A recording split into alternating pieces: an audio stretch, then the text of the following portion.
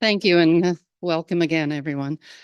Today's talk is sponsored by Dave Earle, whose father, and it's in memory of his father, who passed away in December of last year at 99. His father is Earl Wagner, and I'm hoping some people remember Earl. I see some nods. I'm so pleased. Earl um, Earl's formal education was cut short by the Great Depression, but he did manage to pass grade 10 before that. His career in the Canadian Merchant Navy took him to many ports around the globe, which I'm sure for him was a grand experience. Now I want to talk to you about Earl and scans. Earl was one of the original members of scans, and lecturers remember him for sitting in one of the first rows and for his involvement and participation in the lectures. So that is to position you on Earl. When his son David was going through his papers, he discovered years of notes from scans. And so of particular interest to Earl were things like the spies, stories, international intrigue and espionage, also current events and politics, geopolitics, Canadian politics, all current events. You could see he certainly was someone who used and scans to the full.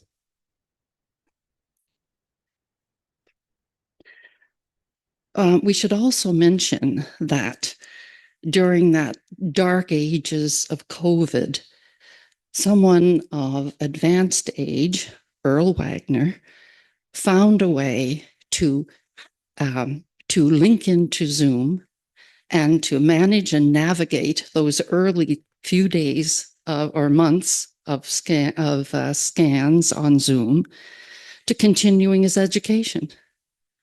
So I would like to thank Dave for telling us and giving us more information on Earl than we had. And on behalf of SCANS, I say thank you very, very much to Dave and your family for the contribution and for giving us an opportunity to know and talk about someone like Earl. Thank you very much.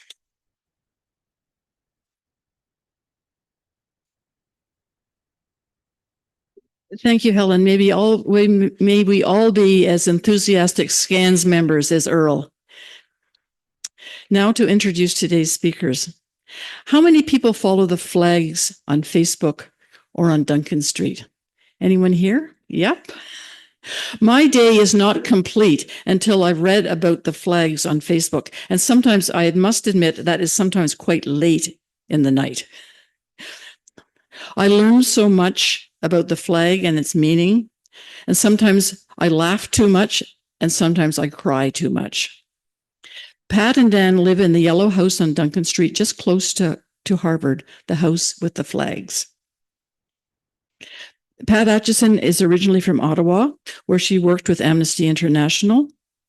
Here in Halifax, she studied at King's, worked for the Daily News, and is a freelance editor. And if you listen to CBC radio, perhaps TV, I don't watch TV, but on the radio, you will be very familiar with Dan Conlin. He has recently, unfortunately, retired from Pier 21, where he was a curator, and his work is going to be very sadly missed. You may also be familiar with the wonderful yearly analysis of Halloween costumes that Pat and Dan do every year, and people strive to win the prizes.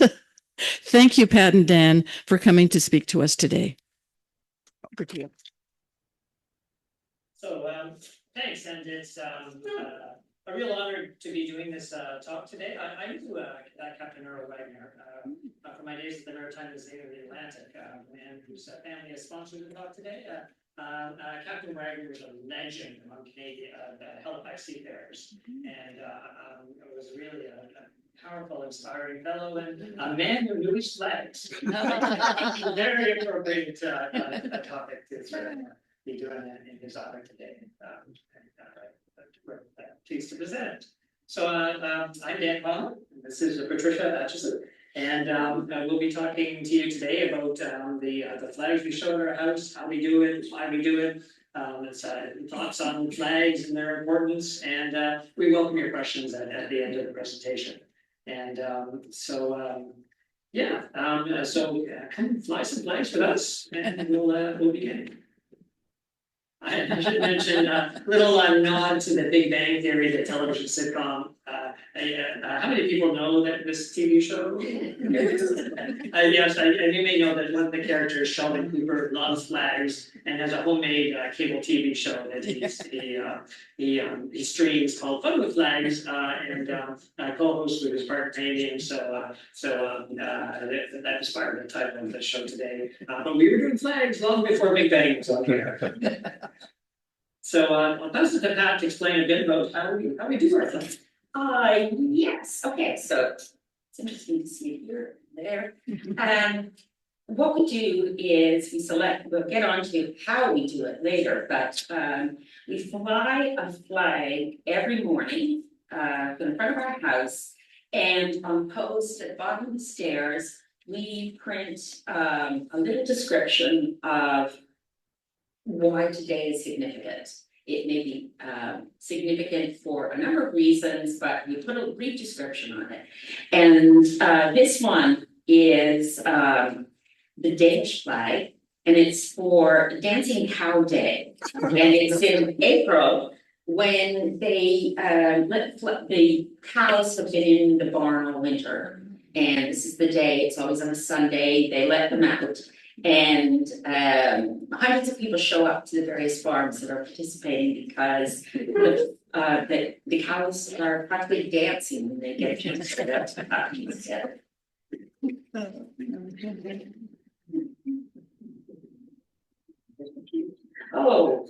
Yes. And then in the evening, we put it on Facebook. We put a description, we put a picture of the flag, and we expand on the description of why we chose it that day. And so, and it's usually about 250 words, so it isn't a long time to read.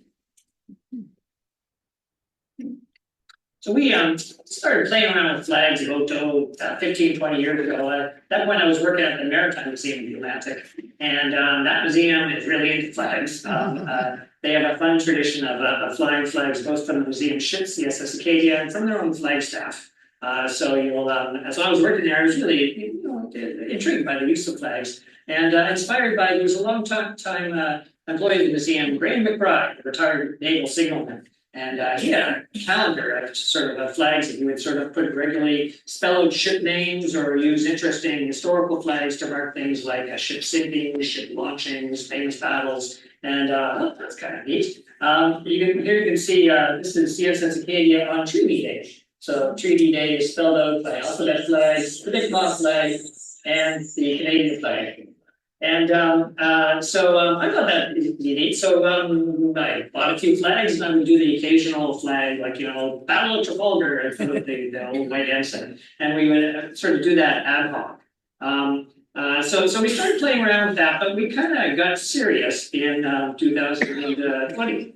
Well, yes. As everybody remembers, it was March when they had lockdown in 2020, so we had a lot of time on our hands. And we started to notice that people were taking more walks, and a lot of people strolling on the street.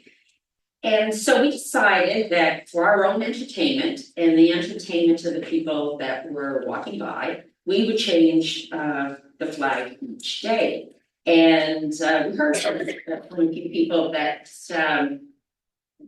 our house had turned into sort of a destination for their walk, so they could see what the flag was that day. As a photo, actually during lockdown, that a friend took while he was visiting, but standing respectfully on the sidewalk. I was looking out in 2020, and so it was actually Pat's idea. Said, you know, let's do a commitment. We'll do a flag every single day. So at March of 2020, we started doing the daily flags, and have been doing them ever since. Picking the flags, signing them on the sidewalk, and then doing that Facebook entry at night.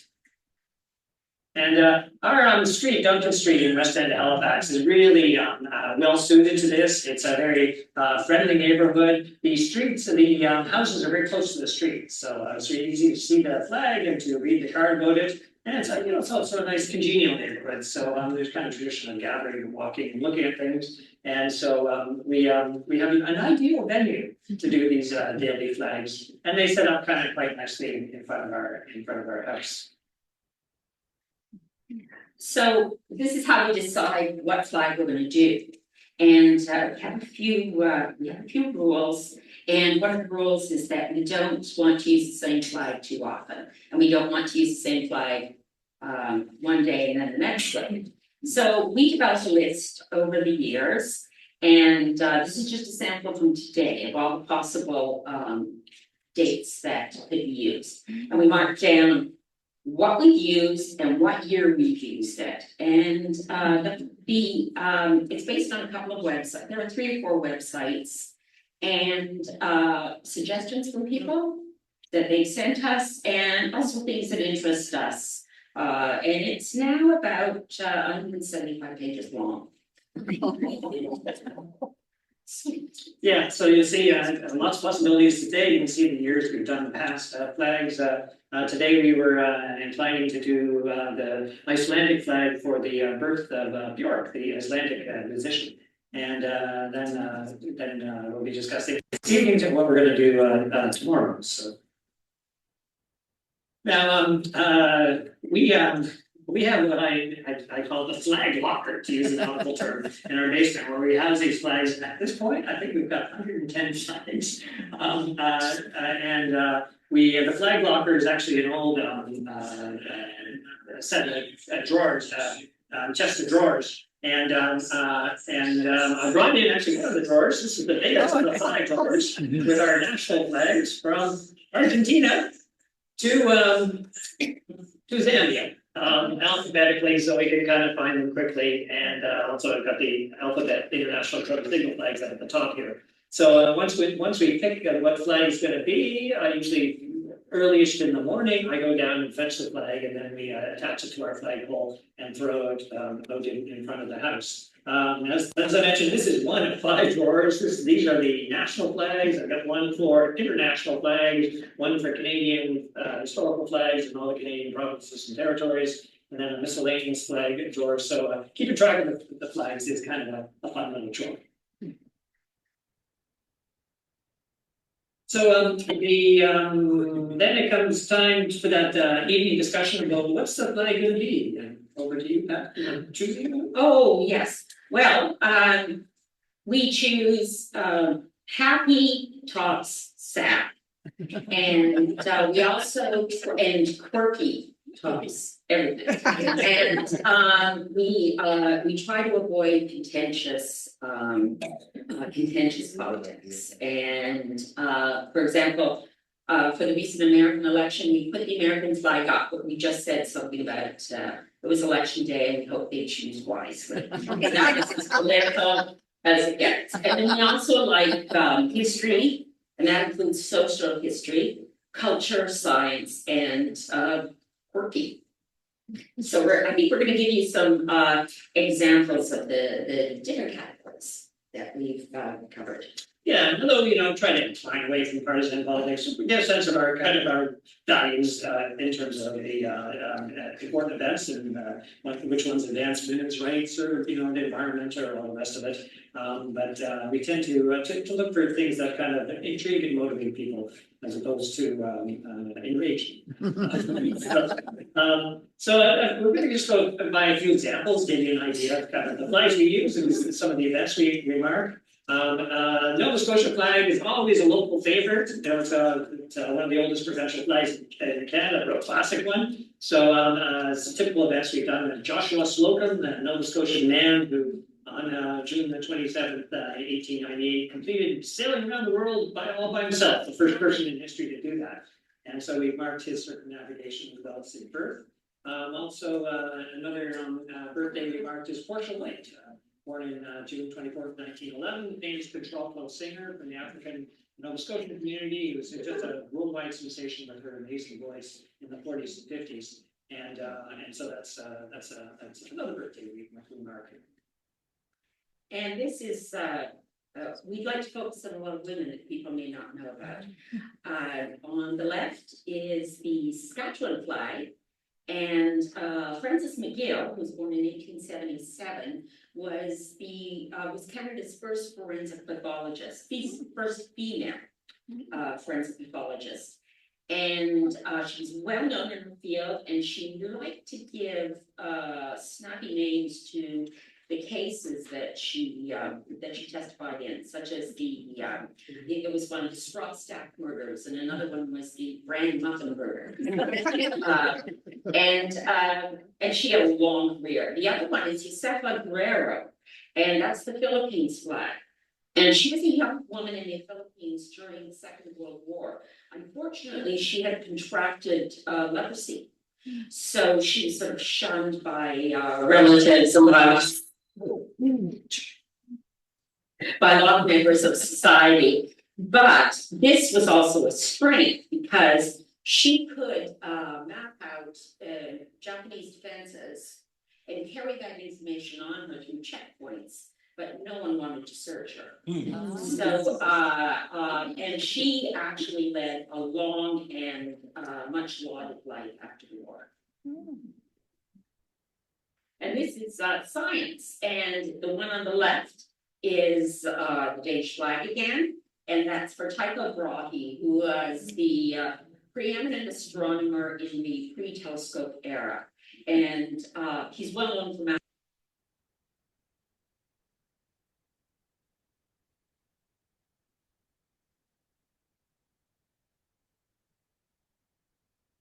bar brawls. And during one duel, he lost his nose and it had to be replaced by a bronze one.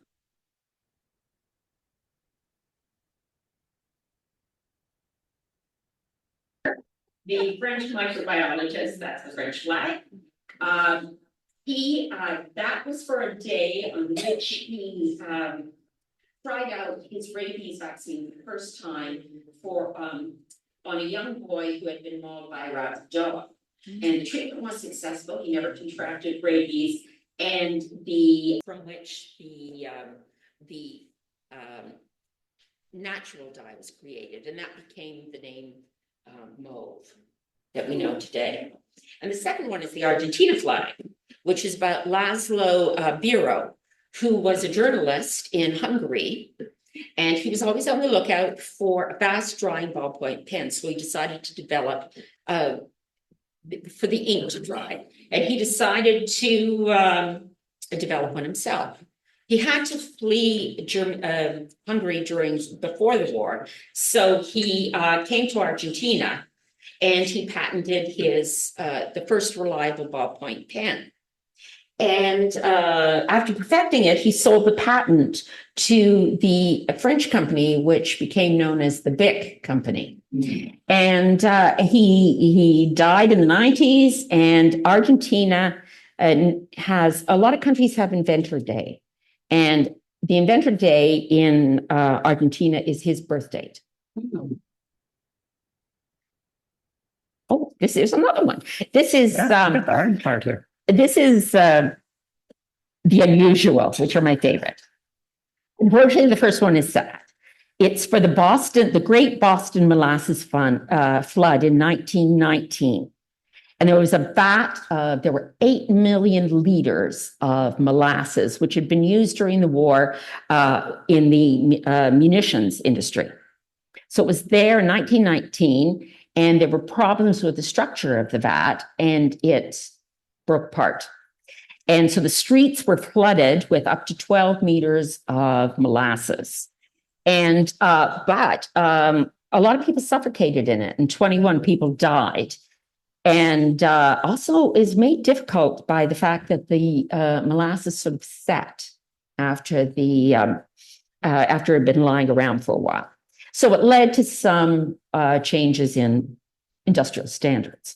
And the second one took place in is Italy on the right. And that was the Pope Gregory. At the time, it was the country was ridden with plague. He decided that the appropriate he made a pronouncement that the appropriate response to coughs and colds was God bless you, because they thought that invoking God's name would protect the person who's afflicted with whatever it was that that was making them cough. And we still use it today. I mean, Gesundheit is a variation of God bless you. I'll finish up with a couple of kings. On the left is the South African flag, which I put up to mark a famous battle led by the Zulu king, King Setswayo, who in 1879 faced the dilemma. The Zulus control a large chunk of what is now South Africa and had this amazingly formidable army and most powerful military force in the southern part of the continent. But the British really wanted that land. And although Setswayo did everything he could to avoid war, the British kind of issued him an ultimatum, surrender or not. And his people fought. And they stunned the world when they defeated an entire British army, wiped it out at the Battle of Ishwandala in early 1879, and held the field for several months against the most powerful military force in the world. Eventually, the British regrouped and brought in reinforcements and defeated King Setswayo. He was sent into exile, but then returned to his kind of home village, where he kind of died peacefully. And to this day, his grave is guarded by the Zulu people as kind of real sort of symbol of identity and independence. And then on the right is the very popular Scottish flag. People in Nova Scotia love the Scottish flag. Our flag of Nova Scotia is the inverse of the Scottish flag, being New Scotland. And this marks the August 10th, 1040 murder of King Duncan by nasty Macbeth. A power struggle for the Scottish throne in the year 1040, and Macbeth led a team of assassins that killed Duncan and then triggered a civil war, which later inspired Shakespeare's play Macbeth. And so that August 10th murder, the play bears very little resemblance to the actual murder of King Duncan, but it's certainly a wonderful literary staple. Now, in doing our daily flags, sometimes we face challenges. One of the biggest ones is when there's no wind and the flag just sort of hangs there, which makes photography very difficult because we want to take good pictures to share our flags on Facebook. So here you'll see my neighbor, Tony Atkinson, helping the U.S. flag fly a bit to mark. I think this one was the Battle of Midway anniversary, a great turning point in the war in the Pacific. But we wanted the Stars and Stripes to look suitably bold, so Tony helped out there. Another challenge we face is flags that get damaged. This one is a funny and a mysterious one. This is the European Union flag, and I put it out the night of the Brexit vote. Everybody expected the British to vote Remain in Brexit, and I confidently put it out expecting that. And I got up in the morning to the headlines that the British had voted to leave, and I'd left the flag up during the night, and it was ripped through the center. And I don't think anything sinister was work here. I think that the light polypropylene flag, this is not one of our more expensive flags, caught on our porch light during the night and it tore. But it's funny, it just ripped right through the 13th star. And that's the only sort of flag that's really come to grief. We've never had a flag stolen. We've never had a flag damaged. The worst thing that's happened is we regularly have crows and pigeons who poop on the flags and they have to be clean. But like I said, Duncan Street is a really nice place to show off flags. Now, I thought we'd share some thoughts about, what is it about flags as objects that we like and why we think they're important and worth sharing. And as two people are fascinated by history and work in history, flags are just imbued with history. They symbolically represent history. They have interesting historical narratives, and they're full of historical symbols. To come back to the flag of Denmark, which seems to be a bit of a star of our show today, it's the oldest national flag. It's the flag that's been in continuous use the longest, officially adopted by Denmark in 1625, pretty much as is. And so it's an important symbol for Denmark as a small but at times powerful European nation. And it also has a great backstory that goes even further back to a battle in 1219 when an outnumbered Danish army was facing defeat in the field, when all of a sudden the clouds opened up and the flag of Denmark fell from heaven. Motivating the Danish army to turn the tide of the battle. And so many Danes believed that their flag was really a gift from God. And there's this kind of this really spectacular legend story.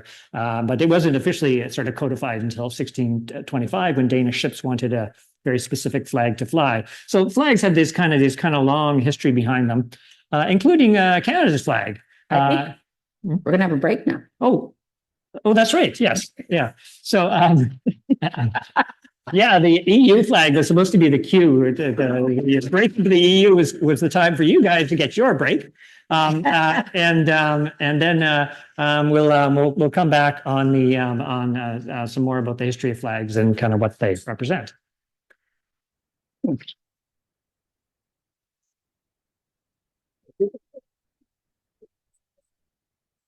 Why flags are important, the history that they're imbued with, and start well with the example of the Danish flag and oldest national flag in continuous use, and then want to introduce the Canadian flag, which has an interesting history that mirrors that of Canada.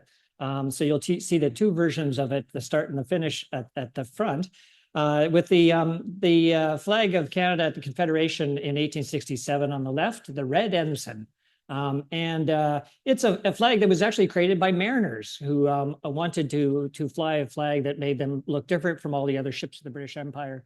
So they took the red ensign of British merchant ships and they stuck a homemade coat of arms on it. And so you'll see the coat of arms there, which has all the 4 original provinces of Canada, Nova Scotia, New Brunswick, Quebec, and Ontario. And that was the flag. It was controversial from the beginning. There were a lot of sort of conservative mariners who thought we should not deface the flag of the British Empire. But then there were Canadians who said, well, we should assert our part within the Commonwealth and the Empire. And but it got complicated because every time a province joined Confederation, you had to stick another coat of arms up. And by the time we had 8 or 10 provinces, it was a real jumble. So they had to refine it further in the 20th century. There were 2 other versions of the red ensign. And then in 1965, after World War II, when Canada was becoming a sort of a stronger sense of collective nationalism, there was a huge flag debate in 1965 about sort of what the flag would be. And after a rancorous debate and fascinating drama in Ottawa, they settled on the maple leaf flag. So we use a variety of them. If we're doing pre-1965 events, we'll often use the red ensign for the appropriate period. And it gives a nice period flavor for things. If we're dealing with a big event that sort of encompasses Canadian history, past and present, we'll use the Canadian flag. And it's interesting to see people's reaction on Facebook. There's a lot of folks who are still very sentimental about the old red ensign. But the Canadian flag is, it's worldwide regarded as one of the best designed flags on the planet. You can see it from a distance. It's simple, but it's direct, and it's kind of unforgettable. And so our own flag of Canada really kind of embodies those historical aspects of flags. Yes, so this gets back to why we enjoy flying all the flags, that there's a lot of color involved. It's a feast for the eye in terms of graphic design. And seeing the flags move, it's quite beautiful and sometimes moving. And there's an incredible amount of meaning in flags. It's how countries choose to present themselves to the world and what they're saying about themselves, about their past, their present, and their future. And the ones that are 3 horizontal or 3 vertical stripes, all the colors mean something. Yeah, and I think we're going to talk about the ones that Dan's going to talk about his favorite, and I'm going to talk about mine. So one of my favorite is the flag of Wales. It's this classic bold banner. You can just see this flying on a medieval battlefield with this bold red dragon. And it has a long history that goes back to kind of Welsh legend. A Welsh king was going to build a castle on top of a hill, and the local wizard, whose name happened to be Merlin, said, well, you know, there's a dragon that lives in that hill, a red dragon who stands for the unconquered spirit of the Welsh people. And he inhabits that hill and regularly does battle with the white dragon who represents the Anglo-Saxon invaders. So the red dragon has been the symbol of Wales since pre-medieval period. And the green and white were the colors of the Tudor kings of England. And the sort of the Tudors, as a gesture of respect for Welsh identity, made the flag official in the time of King Henry Tudor. And so they gave the sort of the colors of the Tudor, green for land and kind of white for aspirational hope, future heaven, with that bold red dragon. So Flag of Wales is a kind of real classic one. And I must say, we were introduced to the Welsh flag by a neighbor who loaned us her Welsh flag to, I think, mark a family birthday. And she has a Welsh background, and we were smitten, and then quickly went out and bought our own Welsh flag. One of my favorites is the Brazilian flag, and because it's an unusual design. A lot of the striped ones you get mixed up which is which, and actually there are a few flags that have a few countries that have the same flag, and the Polish flag and the Indonesian flag are the same. It's a white stripe and a red stripe for one of the countries, and the other it's the red stripe and the white stripe. So we can save on flags. We only have one. Anyways, this is a blue disc on a gold field, and there's a band across the middle, and it lists the national motto, which is order and progress. And the gold diamond stands for the mineral wealth of the country, particularly its gold. And the green stands for, as in a lot of countries, the lush vegetation. And also the stars, as they kept on having to add stars when they name new states within the country. But I believe there are 27 or 28 stars, and they stand for the states within Brazil. And it's a constellation that's found in the Southern Hemisphere. And it was the constellation, and it was as it was seen the night in 1889 when independence was declared, when it became a republic. Brazilian flag is a really nice one for those grim gray winter days. It just livens up Duncan Street with that bold design, with all the meaning that Pat has just shared with you. I thought it'd be fun to share flags that when we put stuff up on Facebook, sometimes people really like the topics and sometimes they don't like them so much. And Facebook, of course, the way it works with likes and shares, you can sort of get a sense of that. So give you our sort of our most successful and our least successful posts on Facebook. The most popular one we did was the Fuller Brushman, Alfred Fuller. Was kind of born in a farm in Wellsford, Nova Scotia, and he went on to kind of create the whole genre of door-to-door salesman, founding a brush company that made very good brushes, but he was bypassing the department stores to sell right to consumers, and his salesmen were legendary. And so we marked Fuller's birth in 1885, and then people really liked that and started sharing stories about the Fuller brush salesman, or an uncle who sold brushes for the Fuller company. And we know some of the Fuller family from the Annapolis Valley because I'm from there. And so the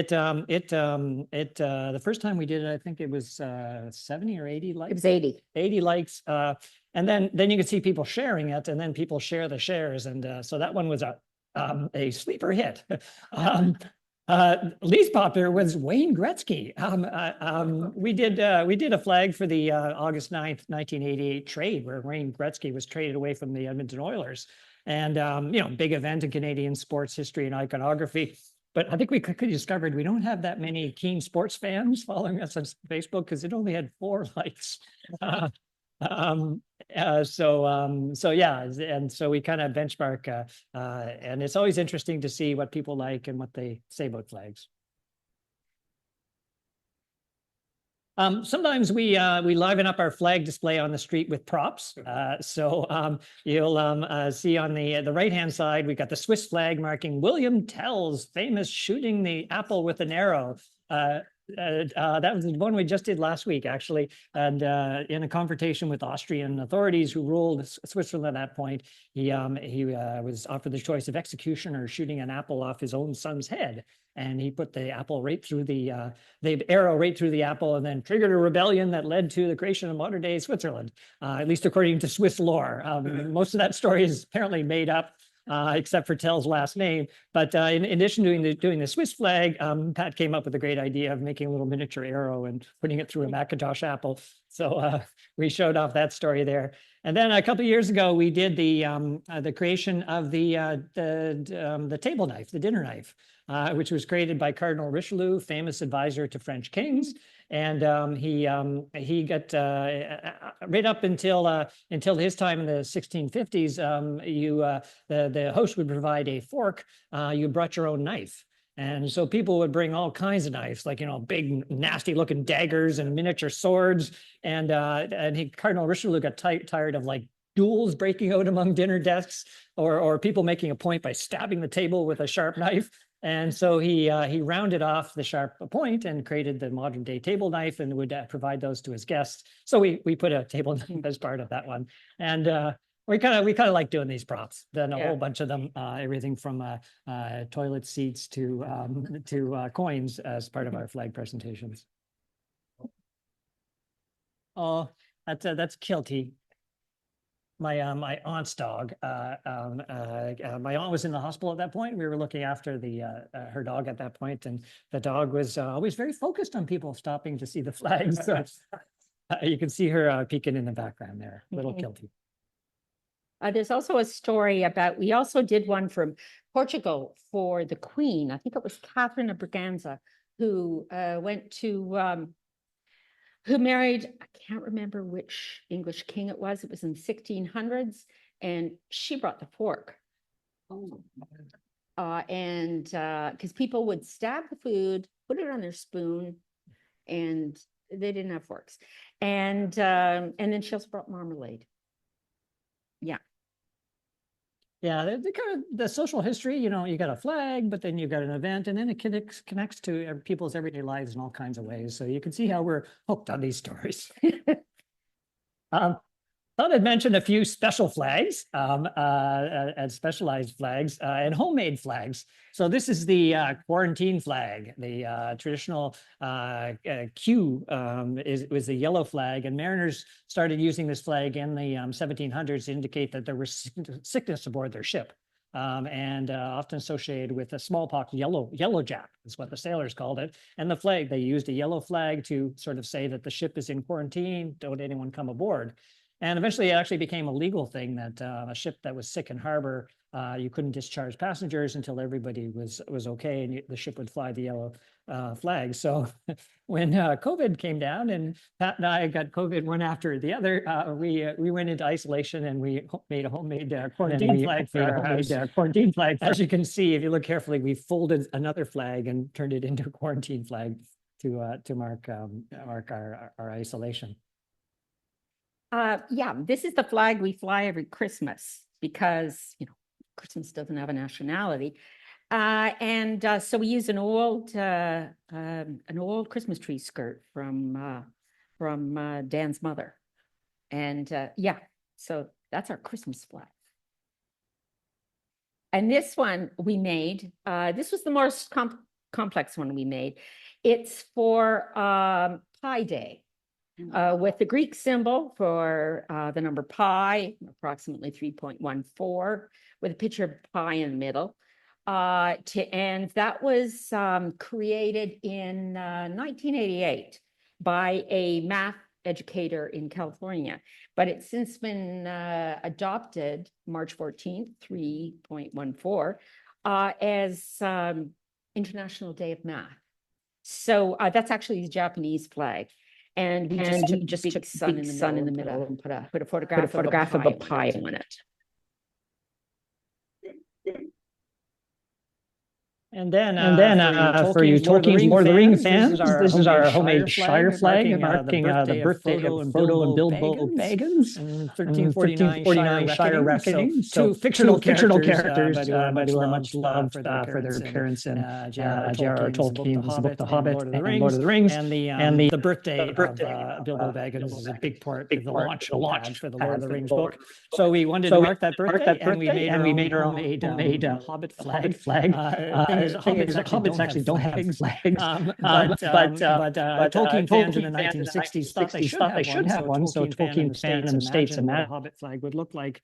And the Hobbits did have a little volunteer police force called the Sheriffs, who would all wear a white feather. So hence the white feather. That's our Tolkien Hobbit flag. And this was from 2018. And we didn't have very many flags, but we did have this big IKEA bag, and which has the colors of Sweden, the Swedish flag on it, yellow and blue. And this was, I think, for Sweden was playing in the World Cup that year. And I think we've used the IKEA bag 3 or 4 times. People just love it. And we now have a Swedish flag, but occasionally we get requests. Can't you use the IKEA bag again?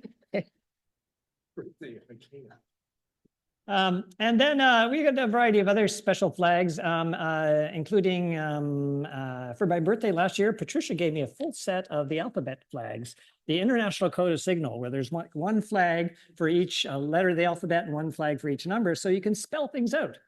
So my mother, Mary Louise Conlin, was visiting, and we spelled out her name in flags. So we've occasionally marked sort of some events by spelling out things. It's kind of fun. I've installed a flag hoist in the front of our house so we can do this. It is a lot of work tying all the flags together, but it just gives us another way to explore in colorful fashion interesting people and events. This one was for when you don't have a flag, when it's not attached to a country, you can still do a flag. So this one we did for International Day of Left-Handers, and which is close to my heart as I am left-handed. And we talked about on Facebook the advantages and disadvantages of being left-handed in a right-handed world, and being famous left-handers, and also and it's like all this flag is just it's just paradise for trivia buffs, because most kangaroos are left-handed. So yeah, and the signal flags allowed us to spell out LEFT, so it's a nice little sort of option there.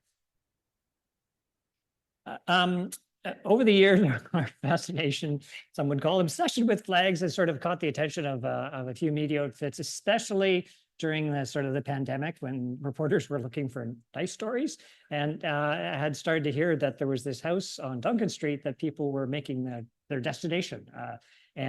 So we ended up doing a few media stories and a couple of podcasts. Both CTV and CBC came over and visited our flag. So that was kind of neat and I say this sincerely, just kind of share the kind of the lore and the joy of flags with more folks. We've got to meet a lot of people through this. Dog walkers, these are our neighbors. And kids walking to school, you'll hear them reading it out. You'll hear parents reading out the flag to their children or getting their children to read it out. And also it's a chance for on Facebook to share their memories of certain things. When we did the Shag Harbor UFO sighting, people would write about what they remembered about it, or again with the fuller brush. Yeah, we actually had a couple of people who said they saw the Shag Harbor UFO, so it was kind of really neat to connect folks with connect with folks, and it's a joy to watch people the magnetic effect of a flag. We'll see somebody walking up the other side of the street, and then they'll cross over specifically to see the flag and kind of read about it for that day, and so it's a kind of a wonderful engagement, and lots of people are taking pictures of it, and then they'll kind of share it further. And so yeah, the sharing flags with the community has been a big part of what we do. We've had a number of requests. Anna, who's a neighbor on Harvard Street, would give, as Stan already mentioned, would give us the her Welsh flag on a couple of occasions. And then we had one man knock on our door. We were flying this Spanish flag, and he thought we might be Spanish because he felt he was the only Spanish person in Halifax. But unfortunately, we aren't Spanish. But and then we've had people that we've had notes in the mail from people. And this is from a person that we met at the our streetwide yard sale. And he lives on Lawrence Street, and his name is Luke. And he and his girlfriend Cheryl were getting married. And one of them was, I think he was from Nova Scotia, and she had a Welsh background, or the other way around. But he asked us if we would fly the two flags on August 8th, which was the day they were going to get married, as a surprise for their as a surprise for their marriage day. And so we did, and we heard back from him, and he wanted it a surprise for his wife. And we've also had people that say, "Oh, my son's birthday is coming up. Would you fly such and such a flag?" And yes. But just to avoid making it too heartwarming, there are critical voices out there. This was with somebody who commented on the CBC story, had this charming observation. This is the same person who was in the news because he counts the numbers of bags of potato chips he gives out at Halloween. Does he have a trade pipeline to the CBC? Some people can never get enough attention. So, and I mean, that's the internet for you. There's also critical voices, but sometimes of our selection of flags, because flags change over time, and someone will say you can't use the flag of Belgium to represent that battle in 1429, because at that point it should have been the Duke of Burgundy or something. You know, there was a different flag at that point, and so you can only represent so many historical flags, and we always see past events as kind of remembered by the present. History is a dialogue between the past and present, but it's interesting. You know, there are two versions of the Union Jack. We have both. There's the one that we know today, and then there was an early one from 1805. And once or twice I've mixed them up, and the internet was quick to tell me that. So people are passionate about flags, which I suppose is, you know, kind of, we share that passion, but sometimes the voices can be critical, especially when you're on the internet. There's one gentleman that we met. His hobby is designing municipal flags for communities in Nova Scotia. So I thought I might kind of end up with a question I get all the time is where do you get your flags? And here you see a batch of flags that came in the mail during COVID. And Halifax is actually spoiled for flags. There's like not one, but two full service flag shops in Halifax, both of them in Dartmouth. You can buy almost any flag you can imagine at those two stores, every national flag, all four versions of the Canadian Red Ends, and you know, historical flags, special interest flags. So it's really easy to buy flags retail in Halifax. And if you want to get them cheap, the Army Navy store on Agricola Street always has a really kind of good bargains on flags. So it was no problem acquiring the flags. And then people started to give us flags. They oh, you should have this flag, or would you be interested in this flag? We don't fly it anymore. The flagpole got cut down, or you know, kind of. So we've gifted quite a few flags. So it's yes, it's for a unique item. It's surprising kind of how our collection has really grown, doubled in size, I guess, in the last year and a half.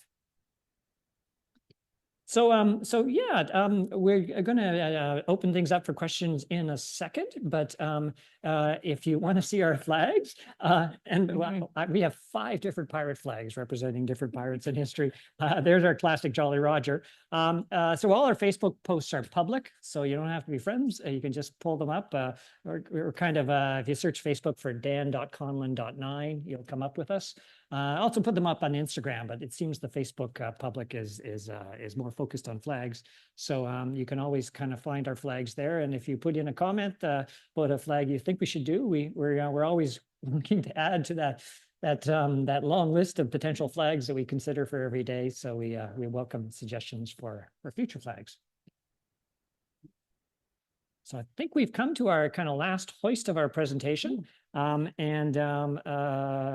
been a real joy to share sort of the history, the lore, and the love of flags that we like to express. And a real privilege to do it with Captain Earl Wagner's memory as sort of a sponsor of this talk. By the way, is David Wagner here today? I don't think so. Okay. So yeah, if any of you have any questions about flags, as you can tell, Pat and I love to sort of share ideas and knowledge about them. Please feel free and come up to the microphone so Zoom can hear you.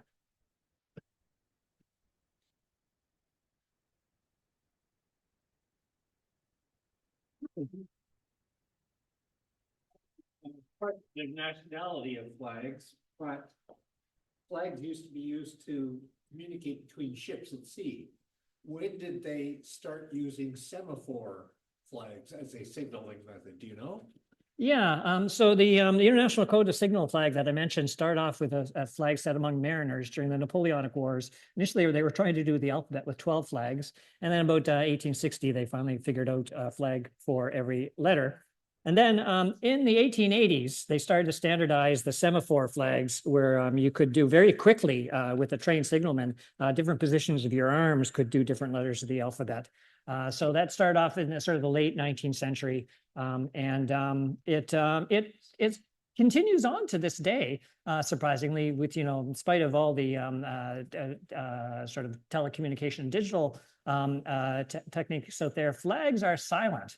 And you can't see them over the horizon. So naval signalers are still trained in using these code flags, plus their own semaphore flags. So it's an interesting kind of language at sea. And there are a few code flags that even all the commercial cruise ships and container ships use in Halifax. And you can often understand a bit about whether they have a pilot aboard or whether they're about to depart based upon their flags. And a final thing related to the semaphore signal, the famous, peace sign, the little sign that many of us had on buttons, that represents a semaphore signal for the campaign for nuclear disarmament. You put those 3 symbols together and you get the peace sign.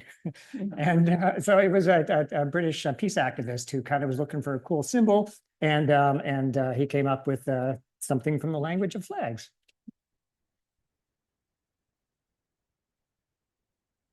What happens when you go on holiday? We don't. The flags usually take a break when we're on holiday. We do have very nice neighbors, and if there's kind of a really important flag, we'll sort of say, "Here's the card and the flag. Can you pop it in the socket for them?" Yeah, they take a bit of a break when we're away. Curious about the orientation of flags. So if you turn a flag upside down, it can mean different things. Have you seen any different orientation flag issues? Let's see. I will say once or twice we put a flag upside down, and We did that with the Czech flag once. and I think there's a Latin American flag we did upside down as well once, which is mortifying. And the upside down flags at sea are distress signal. It's sort of, if you have nothing else, putting your flag upside down works better with some flags than others. And you may notice that the flags have different sort of sizes. Most of them are the classic sort of 2x3 rectangle, but some of the flags, like the Swiss flag, are kind of a little more squarish. So there's kind of some interesting patterns. And there are some really cool flags, especially in Asia. There's some really neat ones that are like triangles and more pennant form. And must get a few of those. That's one gap in our collection, I think. The flag for Nepal is like two triangles, and that's supposed to symbolize the Himalayas. First Nation. Pardon? How about First Nation? First Nation flag? Well, and the very interesting history about First Nation flags. You know, we regularly do the Mi'kmaq Grand Council flag, and which many of you know is the Red Cross with the star and the moon.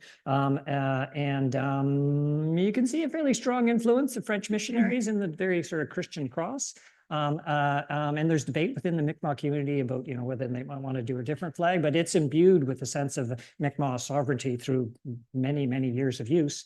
Some of the northern peoples in Canada, like Inuit, have some really interesting flags as well. So yeah, there's some sort of a really rich language of symbolism, and a lot of indigenous flags, they really fit modern principles of flag design. There is sort of an established sort of the idea flags should be bold and simple, use no more than 3 colors, have, you know, really startling geometry or clear symbolism. And some flags do that really well, and then some flags get a little too busy. And a lot of the indigenous symbols, you know, have this kind of this wonderful evocative sense of people and land. So yeah, there's a lot of interesting designs there.